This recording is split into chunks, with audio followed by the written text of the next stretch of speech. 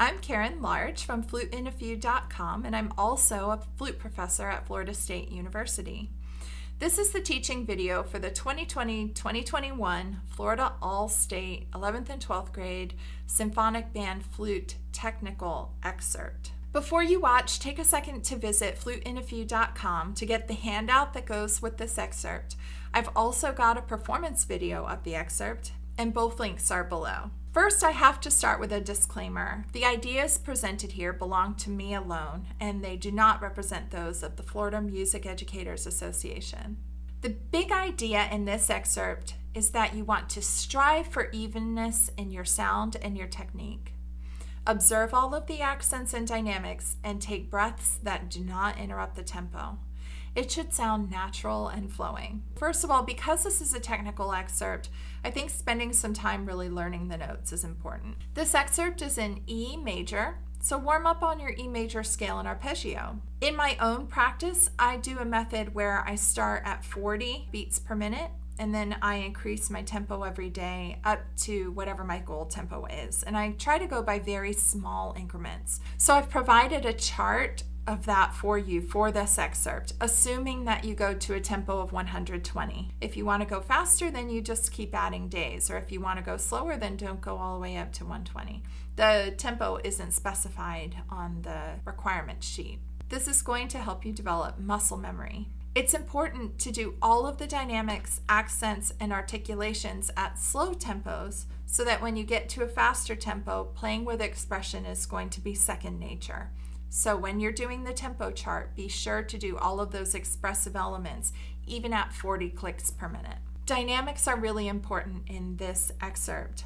There aren't very many written in, so you have to write some. Remember that dynamics are relative. Only play as soft as you're able to maintain a good sound. And then from that soft dynamic, you just place your other dynamics in relation to that. So I like to think of the accents as being just mezzo piano. I think that a lot of folks go way too hard on the accents, which ends up slowing the excerpt down. For the crescendos, starting at measure 44, I like to think of measure 45 as being piano, 46 being mezzo piano, 47 being mezzo forte, and growing all the way till it's subito piano again in measure 48. And then what I do differently is in measure 52, I start a little louder, I think mezzo forte. And then instead of doing a growing through that, I do a decrescendo up to the high E, which is more challenging than playing loud. So I think that it really shows some ability there. And then as for the rest of the dynamics, I want to mention for the last two crescendos in the excerpt, don't overdo it. The flute naturally crescendos as you play higher, so just lean into that natural way of playing the line. And then also the last note should be forte E with some vibrato and cutting off on the next beat. It's really easy to crack this note.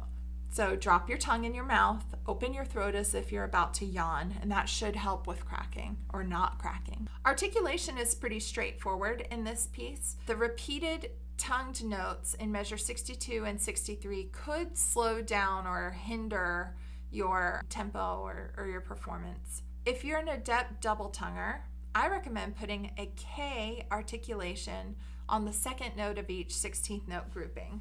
So that would be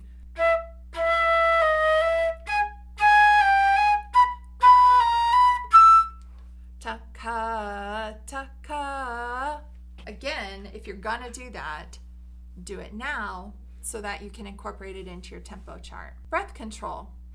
You should always have at least 20% of your air left in your lungs when you go to take a breath. If you don't, your support will collapse and your tone, intonation, and dynamics will suffer. All of the breaths in this excerpt are good, except for the one at measure 60. I tend to skip that one.